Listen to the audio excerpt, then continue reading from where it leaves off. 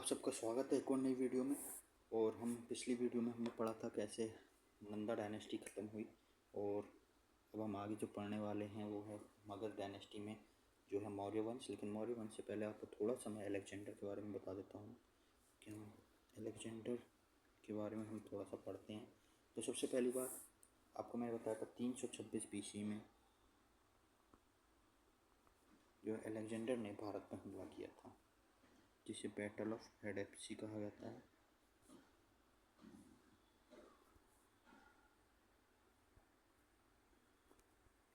या फिर battle of Vitasta भी कहा जाता है, बैटल ऑफ वितास्ता, क्योंकि जो झेलम नदी है इसका पूरा नाम वितास्ता था।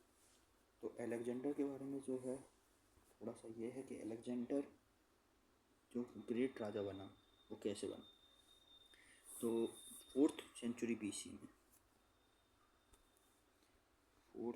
BC में तथा ग्रीक और ईरानियन जो है आपस में सुप्रीमेसी वर्ड में जो है उसे लाने के लिए ग्रीक और ईरानियों में लड़ाई हो रही थी कि हम ज़्यादा ताकतवर हैं, या आप वो कहते थे हम ज़्यादा ताकतवर हैं, और दोनों ये कहते थे जो ताकतवर है वो इस वर्ड को सुप्रीमेसी है उसकी इस वर्ड में वो ही राज करेगा।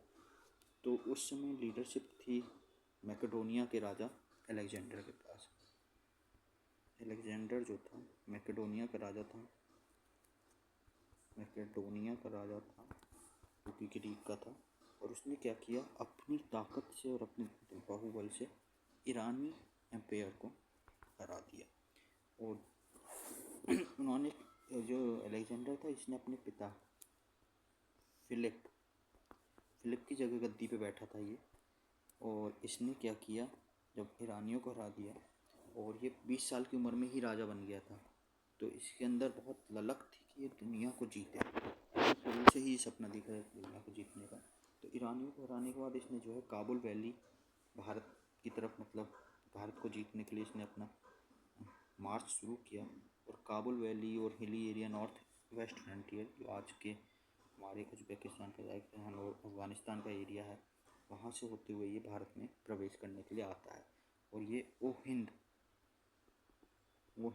नाम की एक जगह थी अटॉक के पास, वहाँ पहुँचता है 326 BC में। तो 326 BC में वहाँ पहुँचता है तो बहुत बड़ा राजा था, सबको हराता हुआ आ रहा था। तो जो तक्षशिला और अभिसार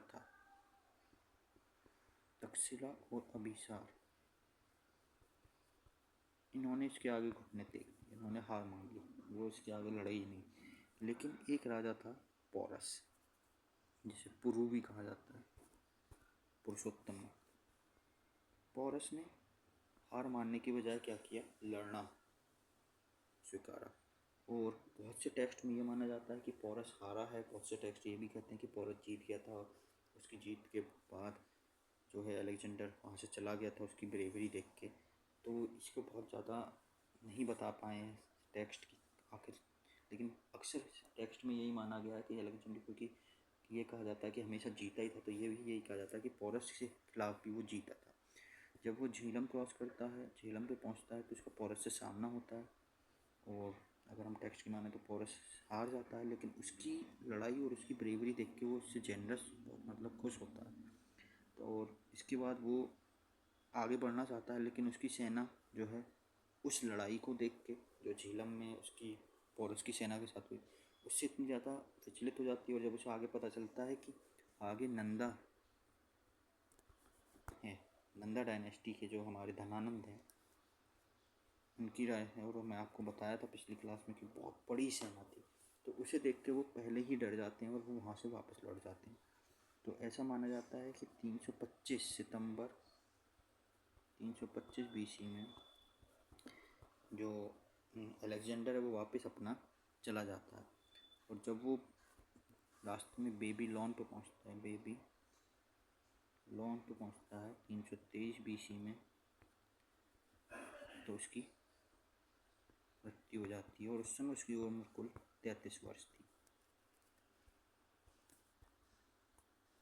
तो 33 वर्ष की उम्र में उसकी मृत्यु हो जाती है। 20 साल की उम्र में उसने गद्दी पाई, 13 साल नॉन स्टॉप जो है मारकाट मचा के अपने आप को सुपर बना दिया। अलेक्जेंडर द ग्रेट वर्ड उसके लिए जो बोला जाता है। और 13 साल उसके बाद बेबीलोन में 323 में 323 BC में उसकी मृत्यु हो जाती है। इसके अलेक्जेंडर के मरने के बाद जो है वो छोटे छोटे राज्यों में बंटना शुरू हो जाता है, जैसे मैकेडोनिया अलग हो गया, बेबीलोन हो गया, इजिप्ट हो गया। तो इस प्रकार से जो है पूरा जो बड़ा मैकेडोनिया था वो टूटने लगता है। अब इस युद्ध का फ़ायदा क्या हुआ? इस युद्ध से सबसे पहला तो लैंड और सी रूट, जो हमारा पश्चिम की तरफ से रास्ता था वो एक खुल गया। भारत और यूरोप के बीच एक रास्ता खुल गया, लैंड और सी रूट। दूसरा, जो इन्वेंशन हुई इससे पॉसिबल हुआ कि इंडो बैक्टीरियन और इंडो पार्थियन स्टेट जो है वो बने, जिसकी वजह से इंडियन आर्किटेक्चर में गंधार स्कूल जो हम पढ़ते हैं गंधार स्कूल ऑफ स्ट्रक्चर जो है वो बना। एस्ट्रोनॉमी में बहुत हेल्प हुई, एस्ट्रोनॉमी बने।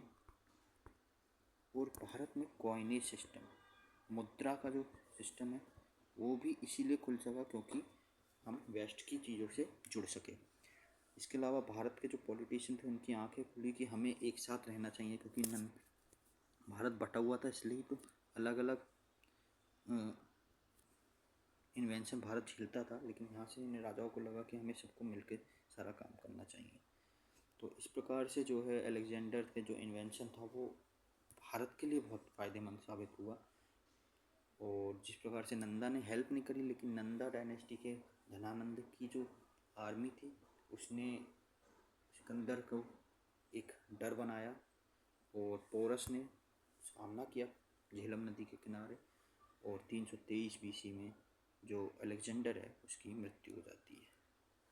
तो अब अगली क्लास में हम पढ़ेंगे मगध एम्पायर के बारे में।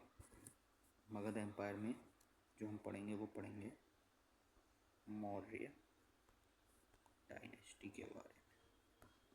तो आज के लिए इतना ही। धन्यवाद। Thanks for watching.